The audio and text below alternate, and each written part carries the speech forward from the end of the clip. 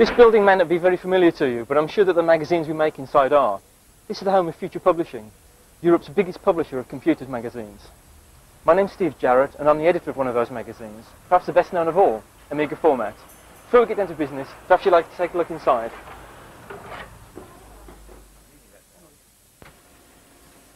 These are the offices of the biggest, best, and most famous Amiga magazine, Amiga Format. And here are a few of the people that work long and hard to bring you the most read Amiga magazine on the newsstands. Behind me is Sue White, Amiga Format's art editor. She's responsible for making sure the magazine looks as good as it does. This is Richard Jones. He's our production editor. He reads everything we write, takes out all the spelling mistakes, and makes sure it's fit to print. And this is Nick Veach, consultant editor and Amiga Format's resident technical expert. Anyway, let's leave them to get on with their work. Let's go to my desk. Multimedia is a very strange world where text, graphics, music and video combine in a feast for the senses. But what does it all mean for you, and how can you create your own multimedia masterpieces on your machine? This video aims to show you the software available for the Amiga, how it's used by the experts and the results they achieve. Now, over to our own multimedia expert. I hope you find this tutorial useful and interesting. Hello, and welcome to the Amiga Format Guide to Multimedia. The word multimedia could mean any number of things to you, so perhaps before we get into any detail, we should explain what multimedia is. The idea behind multimedia is, since computers have got more sophisticated in the last 10 years or so, to allow the user to interact with text, graphics, animation and sound in a way which requires very little training or knowledge about computers. This means that computers running this sort of application can be used in all sorts of situations by untrained personnel, opening up the way for unattended information points, hotel information channels, and various other applications. Although multimedia engine is a term often used to describe computers with a CD-ROM drive, it is not necessary to have a CD-ROM drive to be able to do multimedia type things. It's more of a concept rather than a particular feature of any hardware or software. The reason that CD machines are often touted as being the right sort of thing is because all this sound and animated video takes up quite a bit of room, and a CD can store over 630 megabytes of data. But really, all you need is a computer and the right software. The Amiga is an ideal machine to start with because it's both cheap and very versatile. Even a primitive Amiga 1200 can be used to control all sorts of devices, from tape decks to CD drives and laserdisc players, so it isn't really a wonder that there are so many different software packages dedicated to it. Don't really worry about an exact definition for multimedia. No one else can come up with one either. Not even at the giant multimedia show organised annually in London.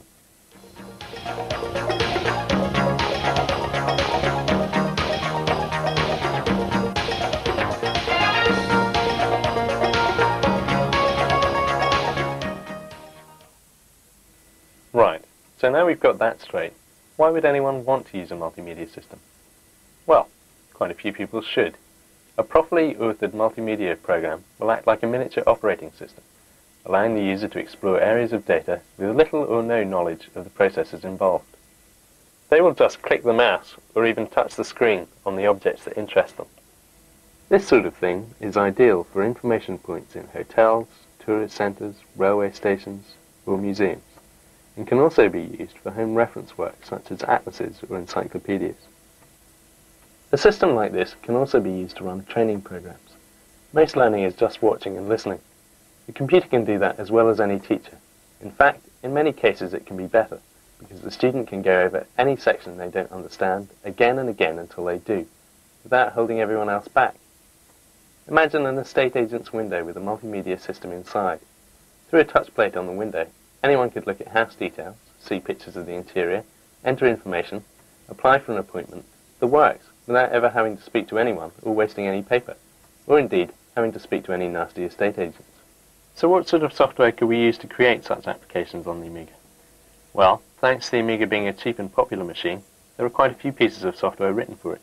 Packages such as Scala, MediaPoint, Hyperbook, and Can Do, which was given away on the cover disc of Amiga Format back in issue 36. In a moment, we'll take a look at one of these packages, Helm, and see how we go about creating a multimedia application of our own. But first, let's recap on what we know so far, which is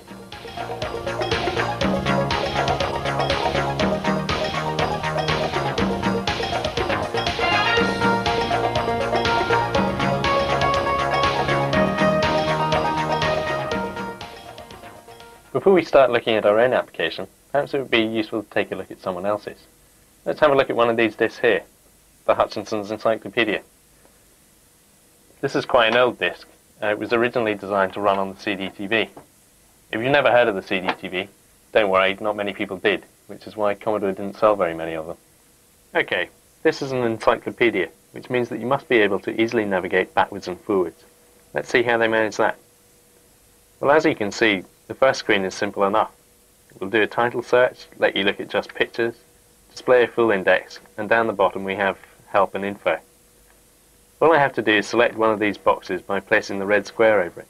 Then we click the button, and off we go. This has taken us to a list of titles. I actually want an entry on Hoover, that American bloke who had the dam built. To get to his entry, I'll just start spelling out his name. You have to remember, this title was designed to run on a machine which had no keyboard, so I'm having to select these letters with the controller, which isn't always easy. Once we're close to the name, we can just pick out one from the list and click on the button. Up should come a page of text. Right, if we want more text, we can continue with the arrow in the bottom right-hand corner. Otherwise, we can even select pictures. And if I click there, the picture should come up now.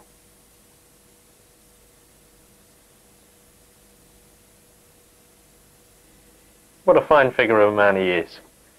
Okay, well, you get the general idea. Instead of pictures, we could watch associated animations, listen to music, or whatever. We've seen what can be done, and it all looks very simple, doesn't it? All you have to do is create icons on the screen and have them do something, like call up a sound or a picture, or another page of icon.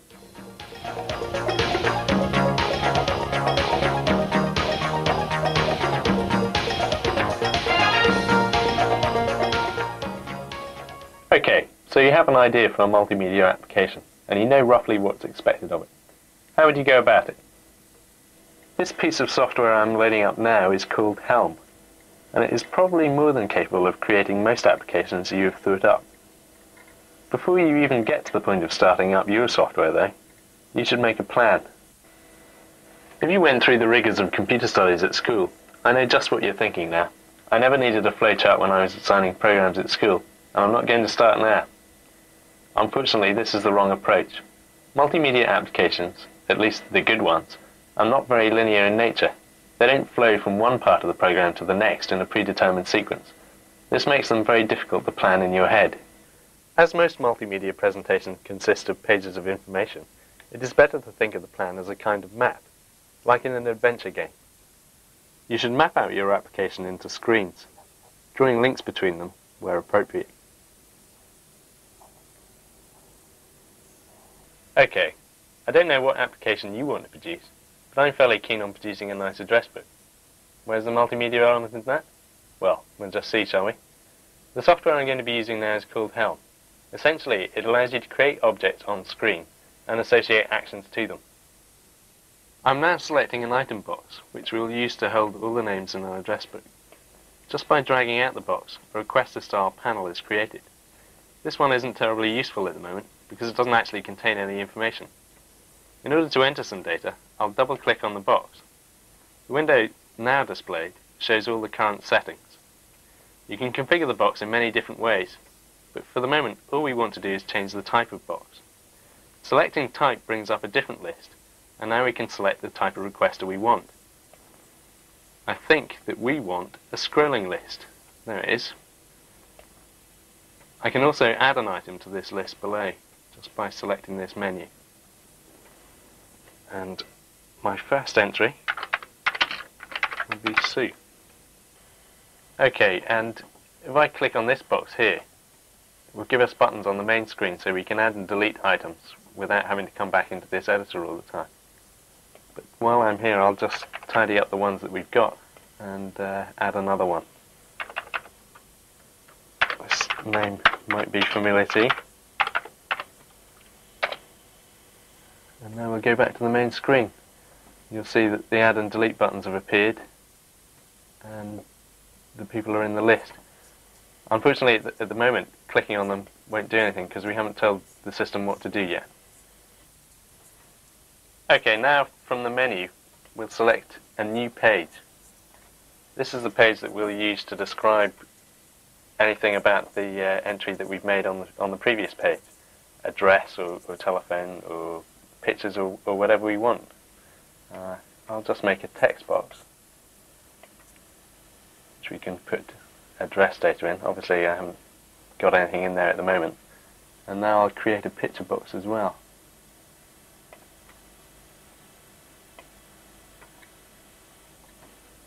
Now I already have a picture of Sue, who's the first entry on the list. I'll load it in now. There it is. Now, as it loads in, it looks like she's suffering from severe radiation burns. That's because the palette on the picture doesn't exactly match the palette we've got on the page.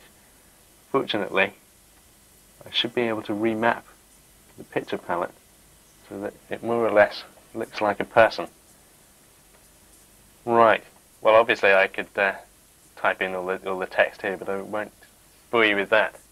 There's one more important thing we should have on this page though, and that's a button so we can return to the main menu. If I put this button in here and double click on it, we go into the edit again. Now you can adjust the buttons in any way you want. There are all sorts of effects for shadows and borders, different types of borders. They're all controlled by the software, so you don't have to have any drawing skills of yourself. You should probably have a name for that as well. Which is in general. Type in a name.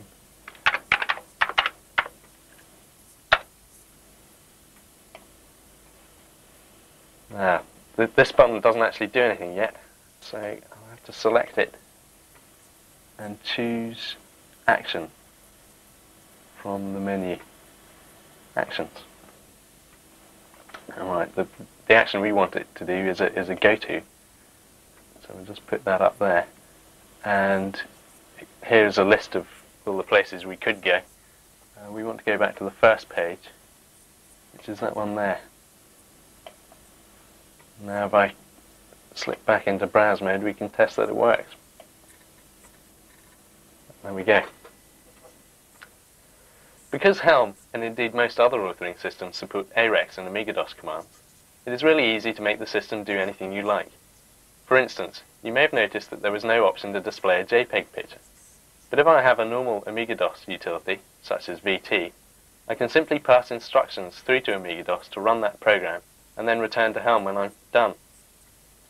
This is another reason why the Amiga is such a great choice for multimedia applications. Because of AREX, the bundled macro language, and Amiga-DOS itself, the entire Amiga operating system is really a multimedia application in itself. Well, that seemed to work okay, but there's one more link I have to make. I've created a page for Sue, but I haven't yet told Helm to go to that page when I select her from the list. To do that, I'll select the editing tool again.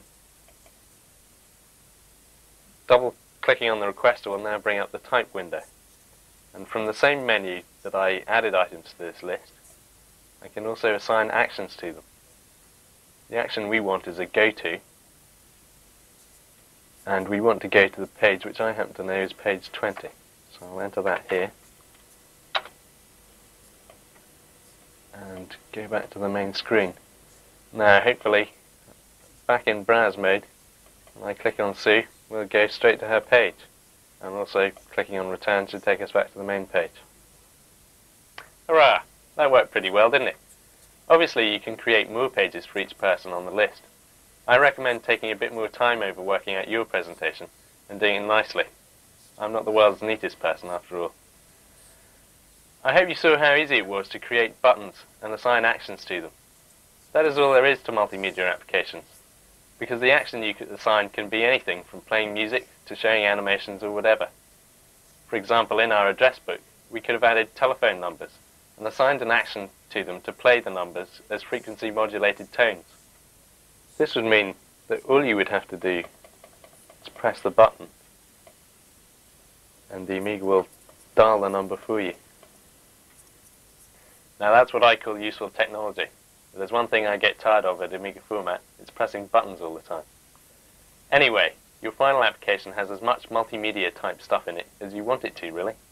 Most of the authoring packages allow you to play audio samples, animations, anything you can think of. I could have had an animated sequence of Sue eating a bar of chocolate in that window if I'd really wanted to. The only other important thing to mention is that obviously to include sound samples and animations, you will have had to create them or had them created for you. This means you might want to get hold of some extra hardware, such as a sound sampler or a digitizer. Remember, the Amiga has quite a lively PD scene, so you can always pick up lots of material from there if you need it, including soundtracks. Okay then, let's have another recap.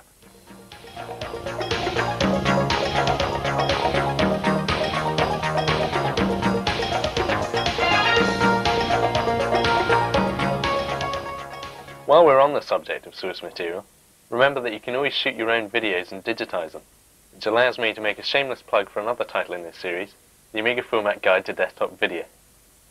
Also, if you have issue 61, you'll see an offer for some copyright-free music on CD, an invaluable source of background sounds. Okay, that's the plugs over with, but before you put your checkbook away, remember that all this data can take up a lot of room. If you haven't already got a hard drive fitted to your Amiga, now's the time to start thinking about buying one. Now let's take a look at some real applications and how they're put together. This CD was produced by a pioneering company called Optonica, who've worked on many multimedia systems. It contains several demonstrations of an authoring package called Interplay at work. These are all real applications generated on the Amiga, and some of them are actually in use. The first one we'll look at is a tourist information application developed for people lost in Milton Keynes. This is the sort of information system which would run in a small, unattended kiosk, and would be similar to information points at large shows, hotels, and that sort of thing.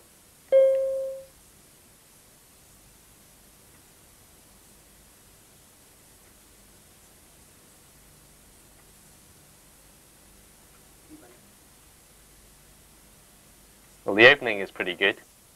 There are two choices here. Let's pretend I'm completely lost, and I want to find out where I am.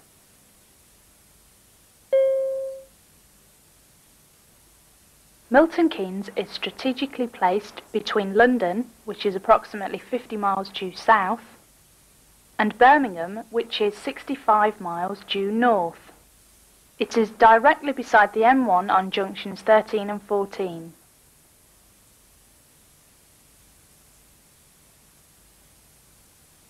It is also on the intercity railway line from Euston to Birmingham, Manchester and Glasgow.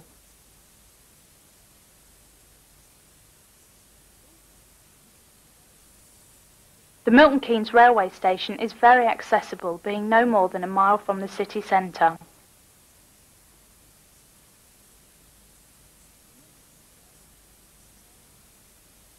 Milton Keynes is England's newest city, which is forever expanding. Strictly speaking, it cannot actually be classed as a city, since it does not have a cathedral. However, the town of Milton Keynes was affectionately termed one when it was designated in 1967. The city was designed to achieve all the most desirable aims of any city, with a combination of homes, workplaces, shops, leisure and cultural facilities, set in a clean and peaceful environment.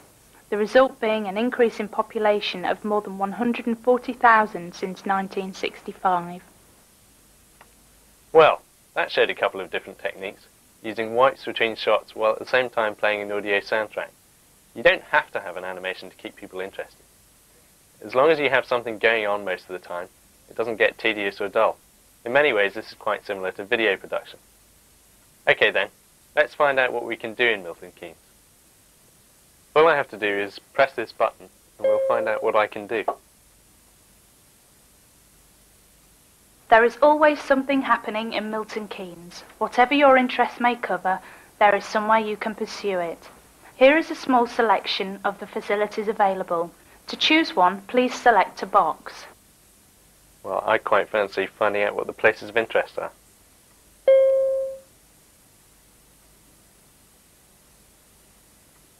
Whenever people think of Milton Keynes, they usually visualise an ever-expanding city with modern architecture and a clean environment. However, on closer inspection, there is ample evidence of tradition and history. One such place is Bradwell Village, which has a wonderful past for you to discover. Please select the destination you wish to enter. Well, this windmill sounds pretty interesting. Let's take a look at that. Bradwell Windmill is actually situated in the recreation grounds of Bradville. It is one of the few remaining windmills in England which is still in working order.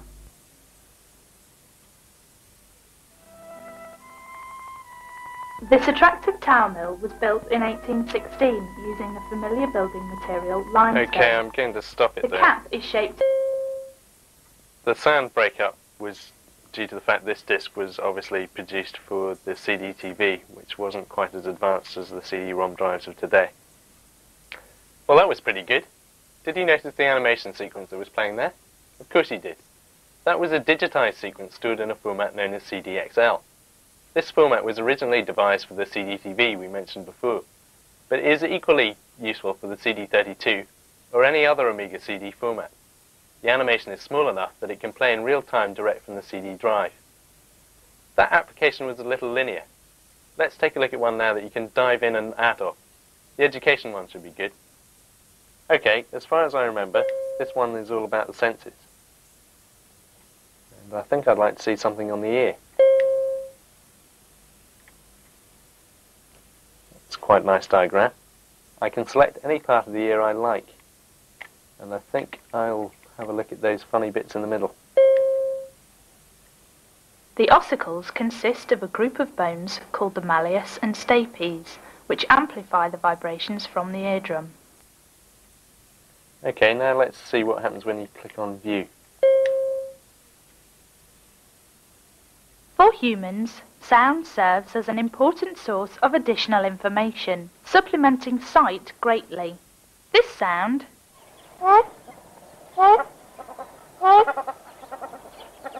is identified as a creature, but until we see the correct image, we cannot be sure.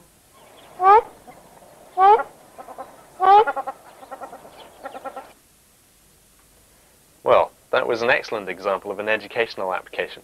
It was very open plan. You could access different levels, and it was pretty much left up to the user as to what he or she should do next. Optonica have also included a sequence of themselves on the disc. Let's take a look at some of that.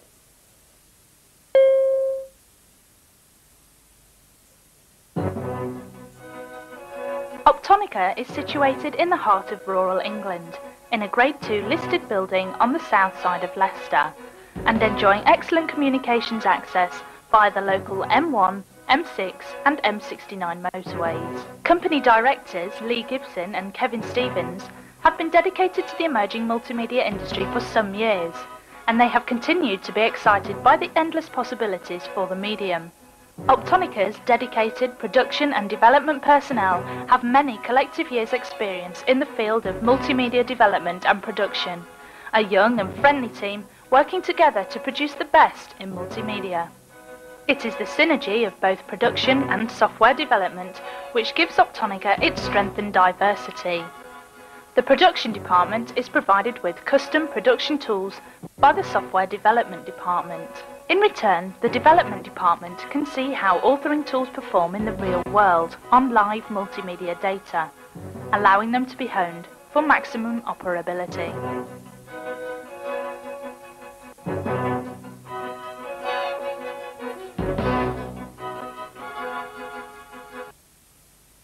Optonica is probably the oldest and largest multimedia production house in Europe, working specifically with Amiga and CD-TV development, and has expertise in production for both consumer and professional markets. And good on them too. That CD was put together with a package called Interplay. There are many other authoring systems available, and I'm sure we'll be doing another roundup soon in Amiga format.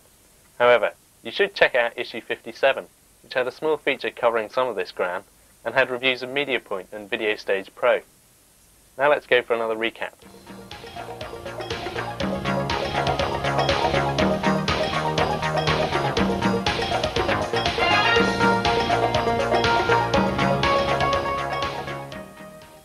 If you are serious about multimedia, you should think about CDs. You could store all the information you would ever need on a huge hard drive.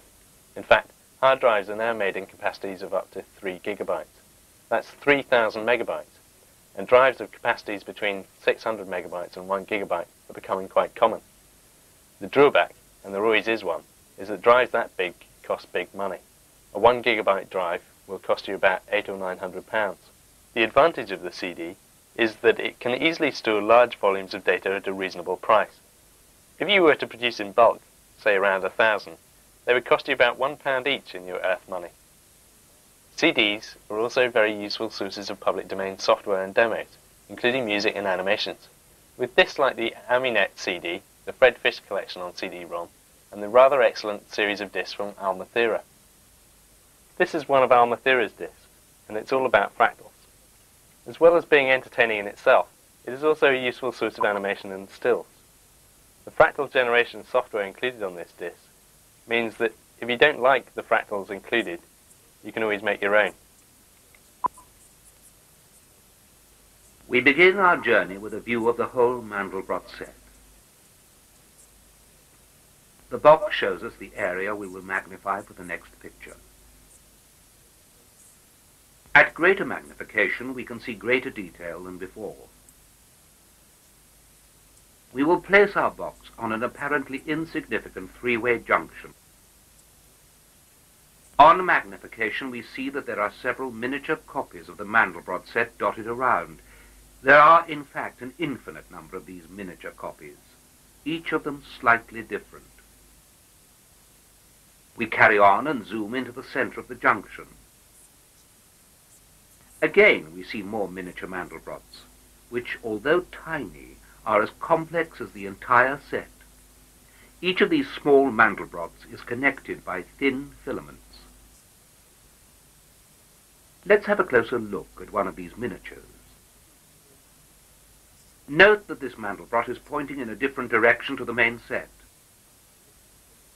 In again, deeper and deeper to view the heart of this Mandelbrot.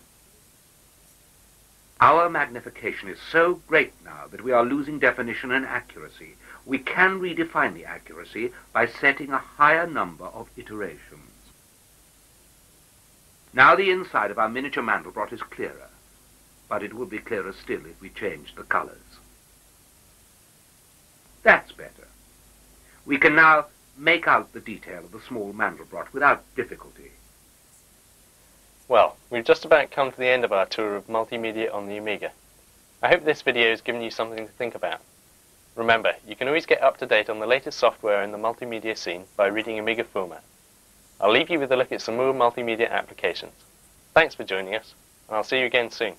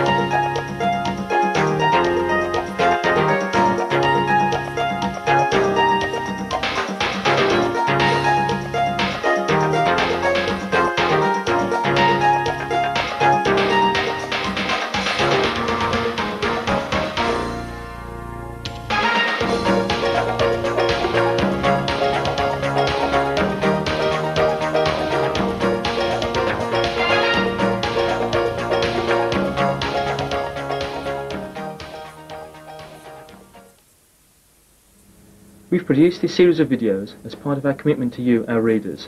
If you have any suggestions on how we should improve the videos or the magazine itself, please write to me, Steve Jarrett, at the address at the end of this video.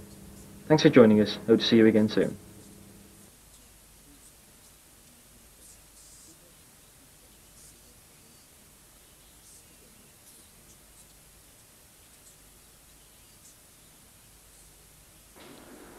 Additional videos in the Amiga format range include Personal Paint, an introduction to the A1200, A1200 hard drives, upgrading your machine, Music X, Multimedia, Desktop Video Volume 1, Desktop Video Volume 2, and finally the Amiga Format Guide to Clarissa. Priced at just $14.99 each, or any three for $34.95, they represent excellent value for money. For further details, contact BVG at the address given at the end of this video.